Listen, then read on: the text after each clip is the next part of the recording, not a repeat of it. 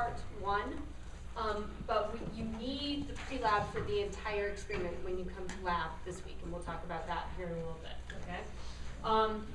Quiz number 3, bring calculators, but always bring your calculators. You should always have your calculators in lab. You never know when we're going to have you calculate something on a quiz, but also you'll generally need to run calculations on your experiments too. So make sure you always have calculators, and cell phones don't count, okay? So it has to be a calculator. We're going to discuss experiment 1's conclusion because next week your experiment 1 report is due. So we will talk about that in lab this week. Make sure you know your IDs for your experiment 1 unknowns before you come to lab so you can get those taken care of. And then your experiment 2 worksheets, so the worksheets you were filling out from the computer modeling part of experiment 2 last week, that is due this week. So all the, just the answer sheets are due this week. And don't forget to attach your copy of what your morphine looked like on the back of that. So it'll be the worksheets plus morphine. Next week we'll finish experiment 3, okay? And then, like I said, your first report is due. Yes? For the molecule of morphine, should we label like non-carbon atoms if it's black and white? If it would help, yes. Or if you can kind of color them in, yes. It's kind of look at it and see if you can still tell if it's morphine or not. Because it's all, everyone's going to have the same thing, so it's not like we have to decipher what the structure is. But don't forget the last part where you're supposed to label the functional groups too. So experiment 3, we are going to be starting with nutmeg. So it's gonna smell like Thanksgiving and Christmas in lab this week. And we are going to extract from it a fat that is in nutmeg called trimyristin and isolate that this week. And then next week we're going to convert your trimyristin to myristic acid.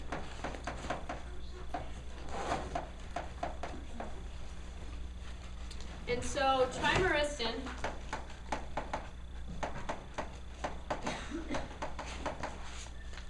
is a fat. So its structure is this.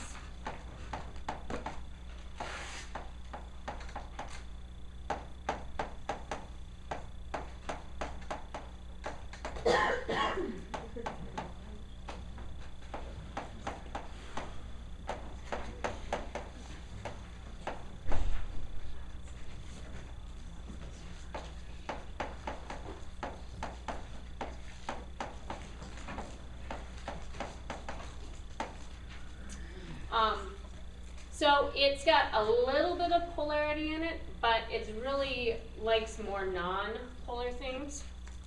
So it's very soluble in ether because of the low polarity of ether.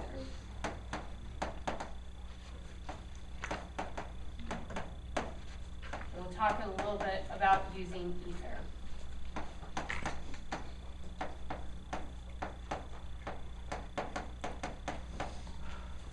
It is not very soluble in methanol, so we'll use that to our advantage as well. We'll talk about how we'll use that. Because methanol is a very polar solvent.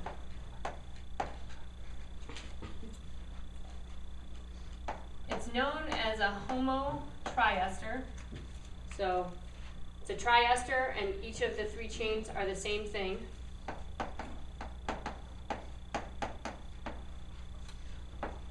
Of glycerol, and most fatty acids are a triester of glycerol. And so it's this kind of off-white solid, may look before it dries because it is a fat, almost looks kind of a little bit like a soft solid. It is a low melting solid. So you should be able to see it versus what is in your nutmeg, the difference between the two of them. Okay, and so we'll talk about if you have trimyristin left when you're trying to extract it out of nutmeg, what you're going to do about that. Okay, so first of all, the pre-lab for this week is in your lab manual. couple things to take note of, changes I realized we needed on here. First of all, it talks about yield for your muriatic acid. It should be more on the scale of less than a gram probably. So 0.8, I've got an example of 0.8 grams. So this is just an example Prelab, okay? And so kind of compare it to what you've got in what you've done for experiment 1. It's going to be a little bit different. We've got reactions that we're doing in the conversion to the muriatic acid, which is a little bit different than the workup reactions that we did for experiment 1. You've got your physical data table. And then your flow charts are going to be a little bit different because the first part of the experiment, you're just extracting trimyristin from the nutmeg. So you're just showing those steps for the extraction and using your branched arrows for every separation. The second diagram is for how we work up the reaction of the conversion of the trimyristin to the sodium muriate and then muriatic acid. Okay, so we don't show the reaction here. We're just showing what happens after the reaction is complete, which is traditionally what you want to do with a flow chart. It's just experiment 1 got a little bit looked a little bit different because the reactions you did are the same as what the workup steps were. Okay. Make sure the new equipment isn't drawn in here, so you're going to use gravity filtration. You're also going to use reflux. Make sure you draw those in there. Make sure you update your reference for your lab manual. And then this yield, if we use about 1 gram of trimyristin, that's going to be more reflective of what we're doing instead of 2 grams like what was in there previously. Okay, so those are the things you'll need to change from what is in the lab manual, okay? Now what we're doing, actually, and make sure you understand the yield calculations too. So if you don't understand how to put those together, make sure you ask. When we're using nutmeg in experiment 3,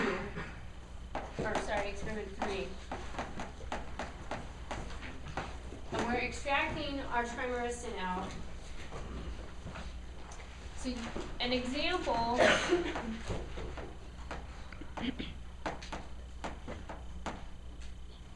of isolating an organic product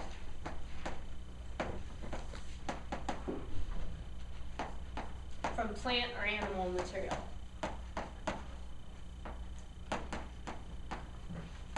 In our case, plant from the nutmeg.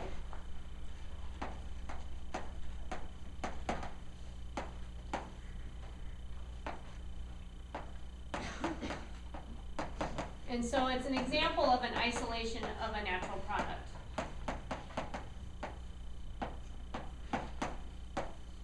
And so this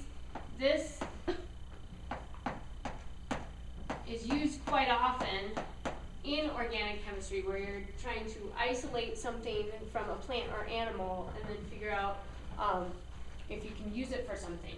So this is very common in the pharmaceutical industry, is to find something that you can isolate from plant or animal material, see if it is active for whatever you are trying to use it for, and then be able to use that and then eventually make whatever you've figured out is active for the pharmaceutical. So about half of FDA approved drugs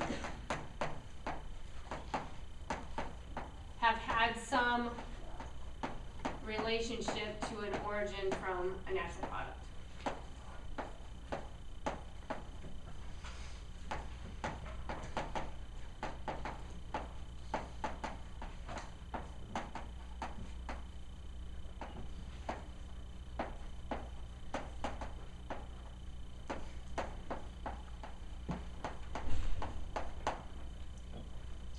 So a really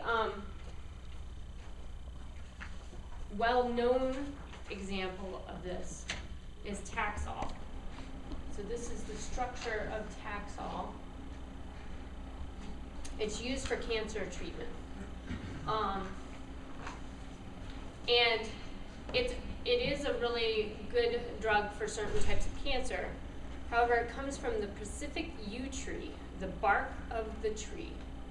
And these trees, there are not a lot of them, and they grow really slowly.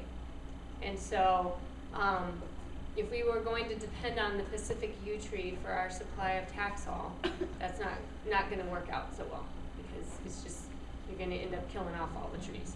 So, there was a lot of work, especially in the 90s, working on, once they figured out that this is a really useful cancer-fighting agent, to then try and synthesize it. Okay? And so there were multiple groups that worked on it, and they, it was like steps and steps, like in the 20s of steps, because you guys are learning about stereochemistry. You've got 6 chiral centers, actually, sorry, not 6. 1, 2, 3, 4, 5, 6, 7, 8, 9, 10, 11, 12 chiral centers in the compound. And keeping chirality in a compound is really hard to do. So this was not something easy to do, but since they've gotten better at coming up with ideas on how to make it, and now it is synthesized instead of just purely extracting it from the yew tree. Another example is a diabetes drug, Byetta.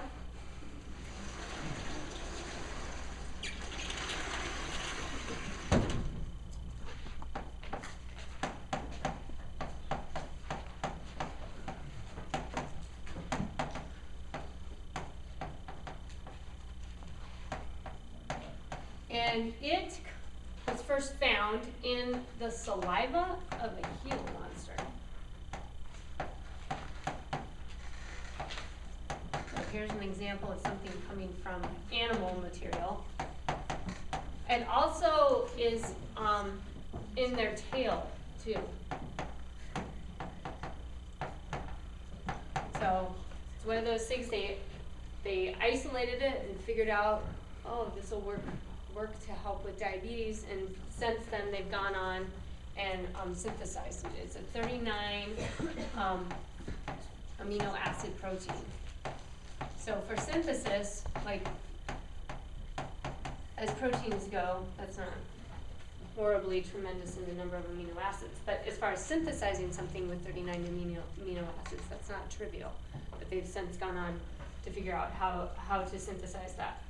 But even beyond being pharmaceutical, something like caffeine is a natural product. You most often are extracting it from either coffee beans or tea leaves.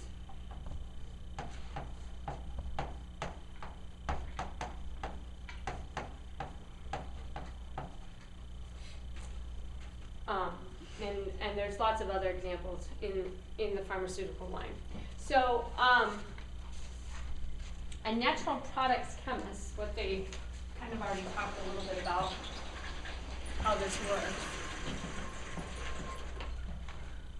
But what does a natural products chemist do?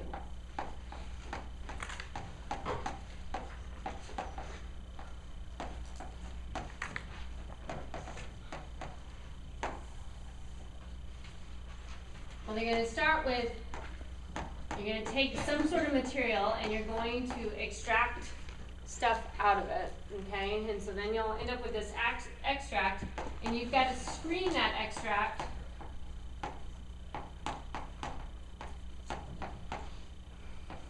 and see if it has any activity towards what you're trying to get it to do. So you want to see, is it biologically active towards what you're trying to get to happen?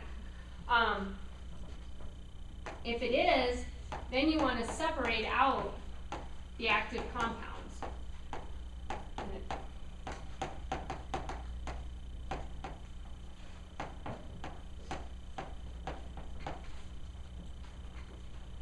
And then kind of in tandem. You got to identify what these active compounds are. Or compound, depending on what you got. And eventually, if you don't get a lot of it out, then you're going to have to synthesize the active compounds. And so usually you're going to have some sort of knowledge of what natural product or what types of natural products are going to have activity for what you're looking for. You're not just going around and randomly extracting stuff out of random things. And then, so this, the knowledge for this, the data and the information that's out there for all of this is now, there's a lot of knowledge that has been gained in this area. So it's not as much as kind of, you know, when you're going at things in the dark trying to find what is going to be a match.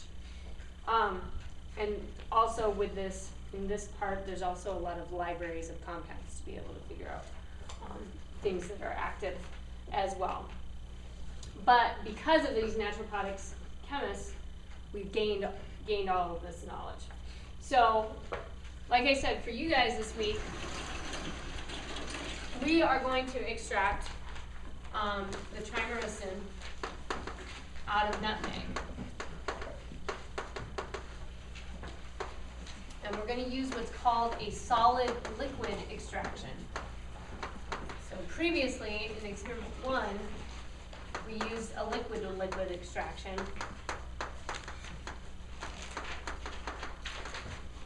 Now we're going to use a solid liquid extraction.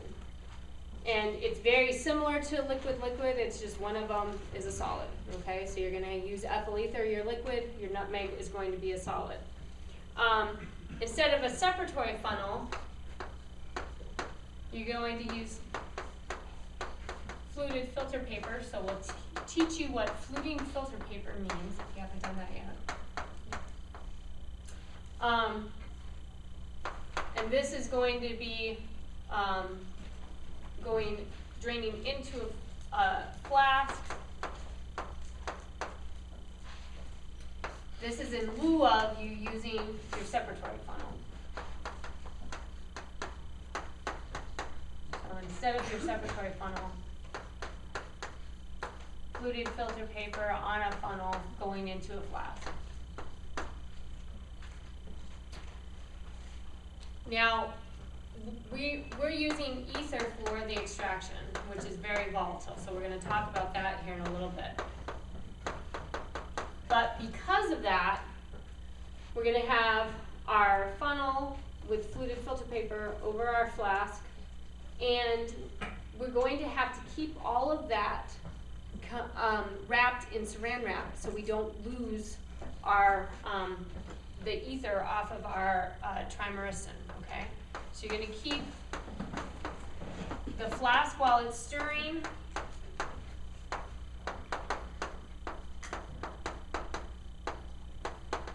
And also make sure it's clamped too. We don't want to just set a flask on our stir plate without it being clamped. And keep funnel and filter paper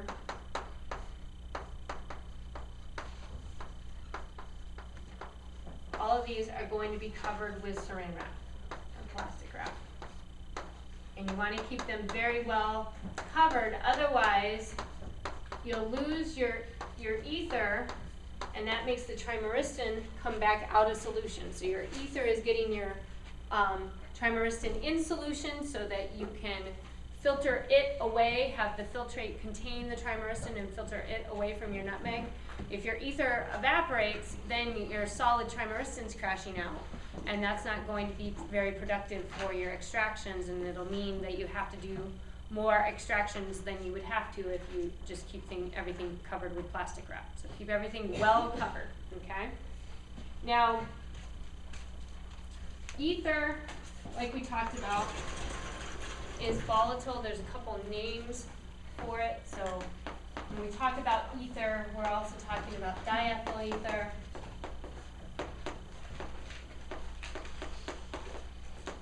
We're talking about ethyl ether. These all have the same meaning. Also, you'll see it as this, Et2O, all meaning ether, okay? It's very volatile, and it's very flammable.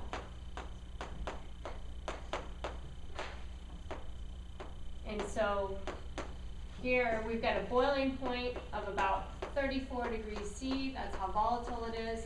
Therefore, those vapors, which are flammable, are easily vapors at room temperature, okay? So you need to be very careful with the ether not to have it just open vapors around heat sources. So when you're going to stir your extractions this week, make sure you're turning on the stir part and not the hot part of your hot plate, okay? Because we don't want to heat anything. We just want to stir our flasks, okay? Heating would be bad, all right? There'll be a point when we do a distillation we'll heat, but we'll use our water bath to help not catch things on fire, okay? So whenever you use ether, you just want to make sure you definitely keep it away from flames. That's not good. When I was in grad school, a postdoc made a fire in the lab, and it was right next to a 5-gallon container of ether, and the result of it was like a third of the floor was burned down. So it goes quickly. So keep it away from flames and heat sources. Okay. Just be careful when you handle it. So the intention of this is not to scare you, just to keep you to be cautious, okay, and handle things carefully. All right. But don't turn your hot plates on until it's time for the distillation. Okay. Now with the extraction, we're going to need to do the extraction a couple of times. Okay. So one extraction won't take care of getting all of the trimyristin out.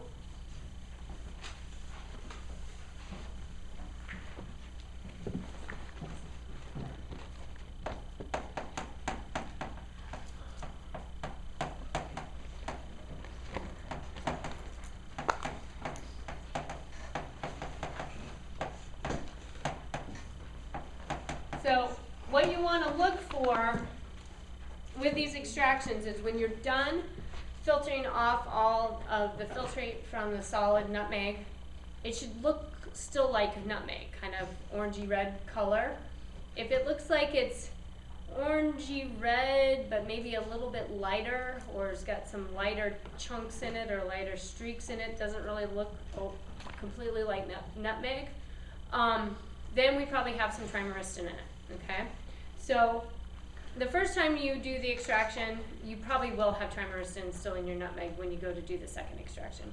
When you do the second extraction, if you still have trimyristin in your nutmeg, there's rinses that are listed in your lab manual. You can rinse things with ether if it's just a little bit, or if it's a lot, you're going to need to do a third extraction. So what I would do is after your second extraction, have your lab prof look at your nutmeg and make sure that you have gotten all your trimyristin out, and then you can decide if you need to rinse it more or if you need to do a third extraction, okay?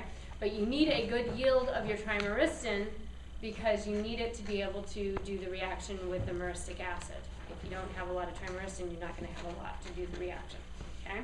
So do a really good job with the extraction and make sure follow the directions in the lab manual, okay? It should be kind of a without statement now, but definitely follow what it tells you to do, okay?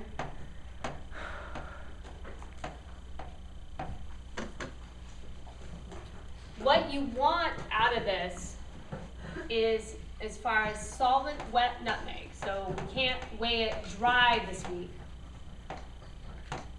It's going to be solvent wet. You want about 1.3 to 1.5 grams of solvent wet, sorry, not solvent wet nutmeg, solvent wet trimyristin, okay? because then once it dries, it'll be the 0.7 gram of trimeristin that you need for next week, right? So just keep those numbers in mind when you go to weigh it at the end of lab this week. And if it's like, 1.2 instead of 1.3, you'll probably still be okay. If it's 0.2, then there's probably a problem.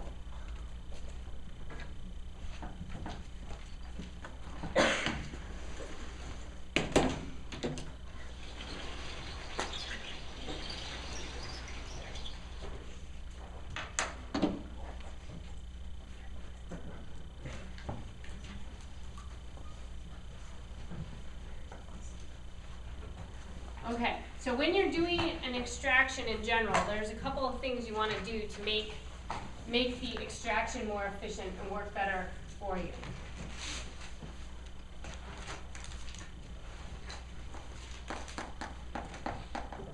So the extraction,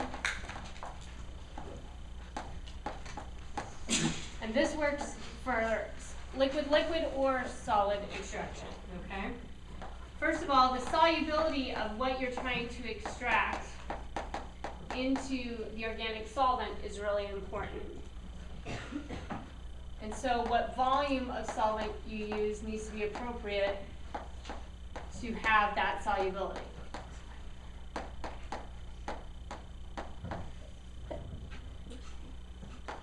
The number of times you extract is important.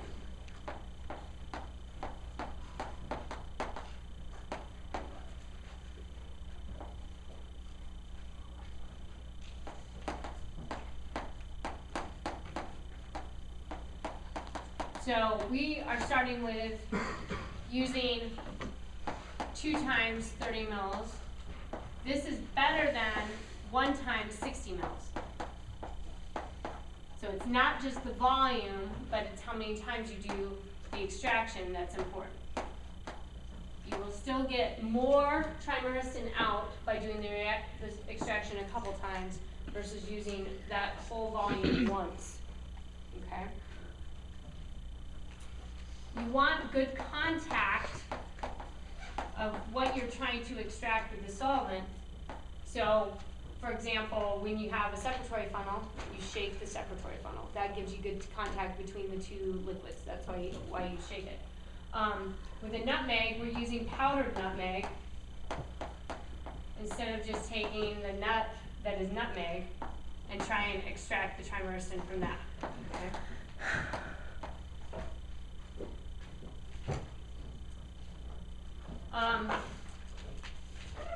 Then the last thing you want is good stirring.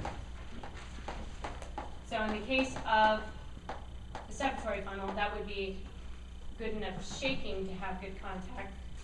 We're going to be stirring the solid in the ether.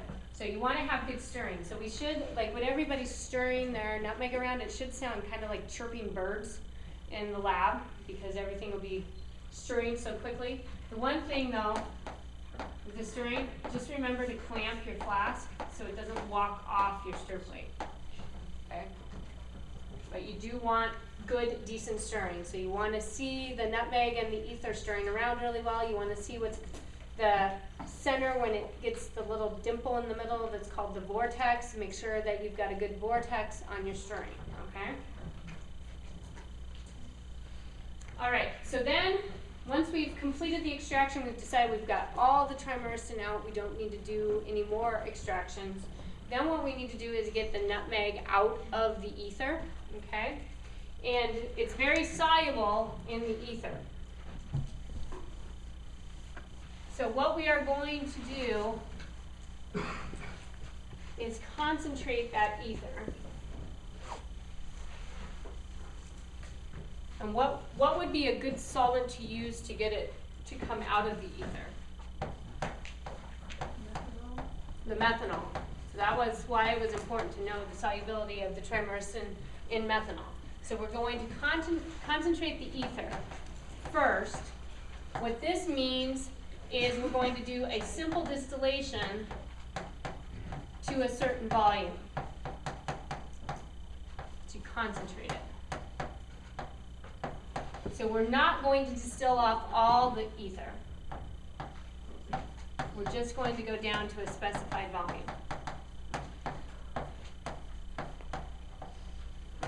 And you guys are going to use your 250 milliliter round bottom flasks. The distillation is a simple distillation, just like you used in experiment 1. You're using a hot water bath as your heat source. Since we're using ether, we've got to be really careful not to use too hot a heat source. And the specified volume that you're going down to is about 15 milliliters. And the reason why we're not getting rid of all of the ether is there's other things you're extracting out of the nutmeg besides just trimeristin. We want those other things to stay in the ether. We don't want those to come out with the nutmeg. Or with the trimeristin. We want just trimeristin to come out of the extract, not the other junk, okay? So you're gonna keep about 15 milliliters in your 250 milliliter round bottom flask. So in the labs, there are round bottom flasks on the front bench that are clamped to a ring stand that have 15 milliliters of water in them. So you'll want to somehow mark on your flask before you start the distillation what that volume is, so you know how far to go down, okay? If you're not quite sure with your distillation when to stop, it's always better to go a little farther than you need to, because worst case, we could add a little bit of ether, or if it's a couple mils off, we'll just go with what you got, versus not going far enough with your distillation, and then you're going to lose your trimeristin in the filtrate because it's just going to stay dissolved, okay? So the 15 milliliters is a guide, but if you went a little below 15 milliliters, it's okay. All right, just don't leave more than the 15 milliliters in your flask. So then, once we've concentrated it, which you may hear this term, what we've done is a solvent exchange when we concentrate this and add the methanol. We're going to precipitate it with the methanol.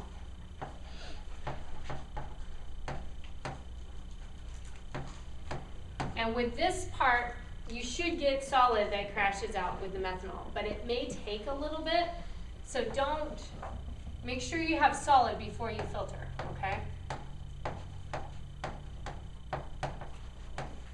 Don't just try and filter and you have nothing to collect. So I have had people before have to put their methanol solution in like a cold water bath to help that solid crash out, okay? You shouldn't have to really ice it down, but you may have to get it cool enough to get that solid to crash out of the methanol, okay? So make sure after the concentration you've let things cool down to room temperature before you add this methanol, and then you may still even need to stir that in a cold water bath to get the solid to crash out, okay? But do make sure you get solid stirring in your flask before you go to filter, okay? And then you're going to isolate with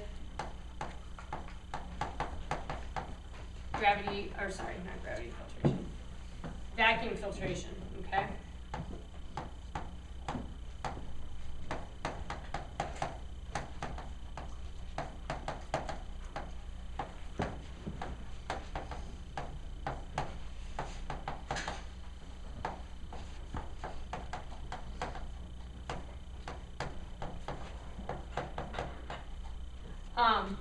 And you're going to rinse after you do the vacuum filtration and rinse your flask out with a 3-to-1 mixture that is cold.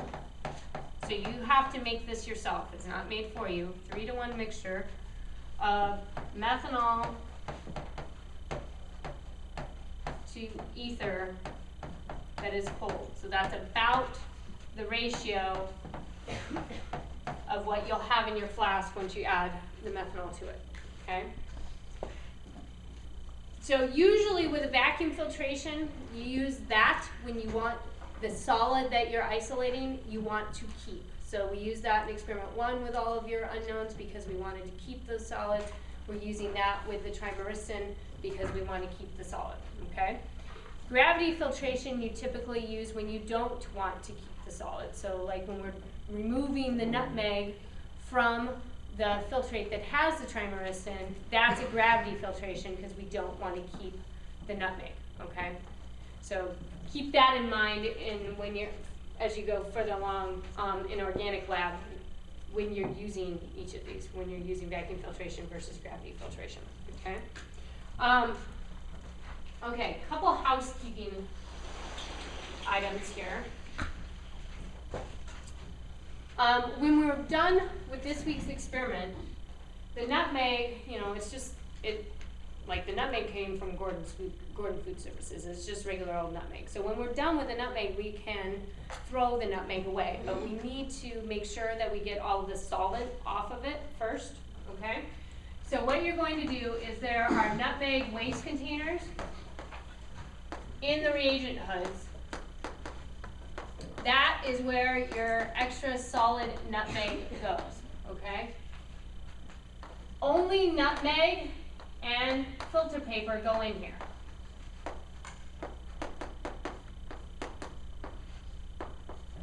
So no solvent,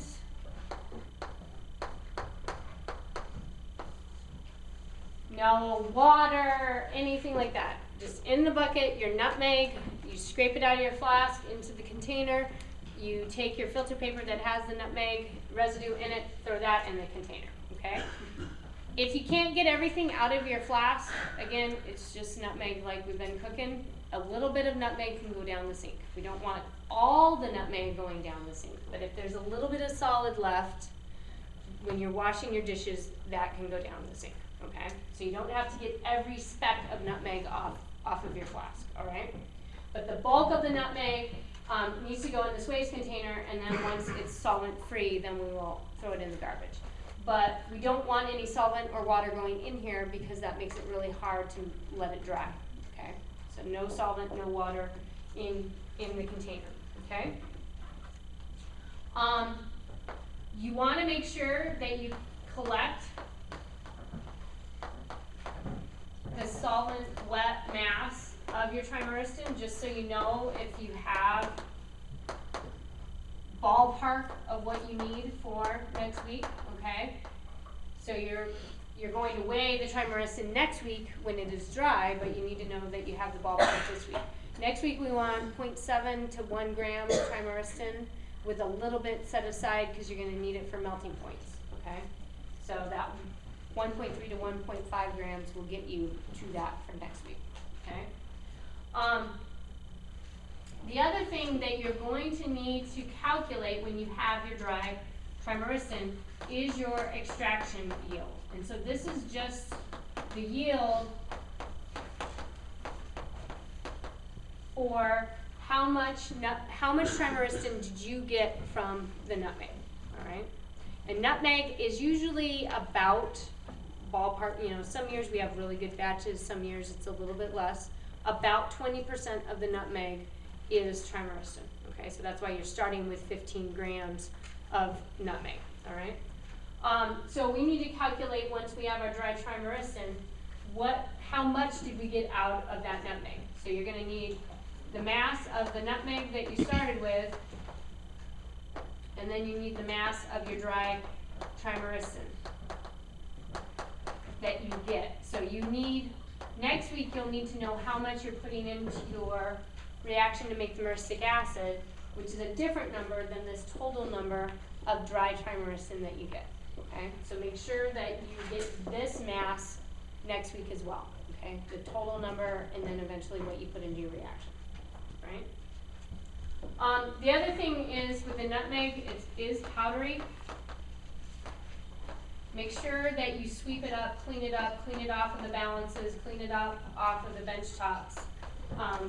Make sure that you are tidy with it, okay? We don't want it just flying around. I mean, it's nutmeg, but we don't want it everywhere, because like when you cook with nutmeg, you use like, half a teaspoon of nutmeg, not 15 grams of it, okay? So we don't want it flying around everywhere. So make sure you clean up the balances and the bench tops when you're using it, and sweep things up, okay? All right, so that is pretty much it for this week, but let me show you and a preview of where we're going for next week.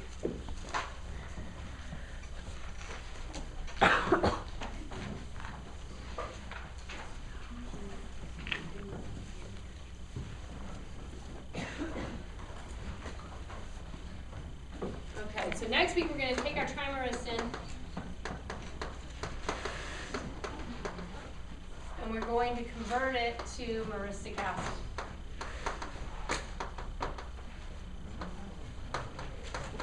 And a key part of this conversion is the fact that trimeristin is this triester. So you need to keep that in mind when you're figuring things out along the way for this conversion.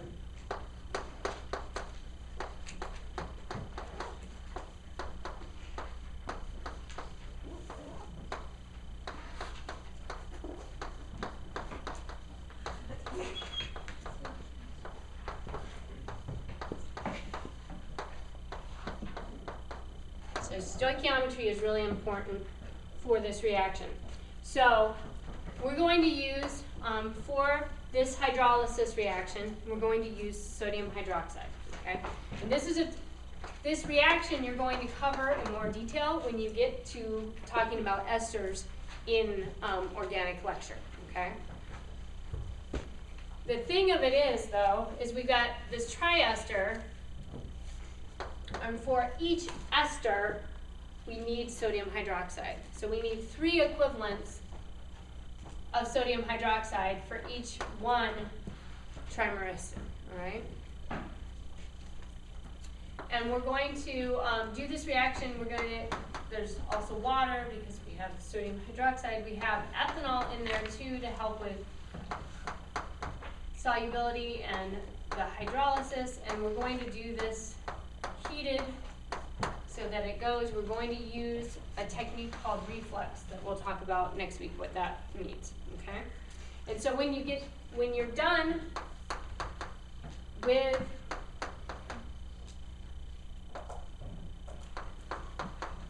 the hydrolysis, you will have taken off the glycerol part of your triester. And then you're going to have a sodium salt of the single ester. So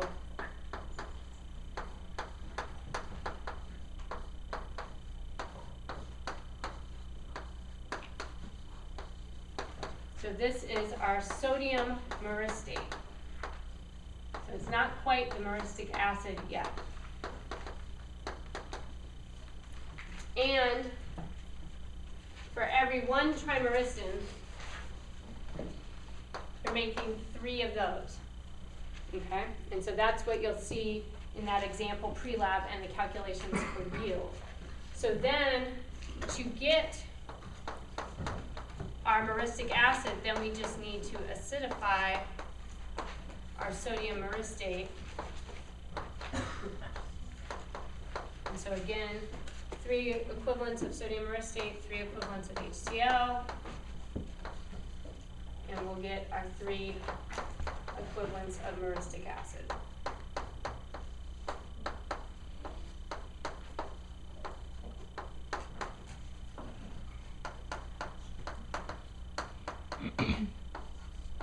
So just keep in mind that you have to pay attention to the stoichiometry involved here when we do this reaction, and then convert our sodium myristate after the reaction, hydrolysis reaction, to our myristic acid, okay? So make sure that in the Prelab and the calculations of limiting reagent and theoretical yield, you see how this goes into play in those calculations. If you have any questions about the calculations, make sure that you ask. It's really important that you understand how these calculations go together, okay? Questions you guys have? Alrighty. Have a good week in lab. I'll see you next week.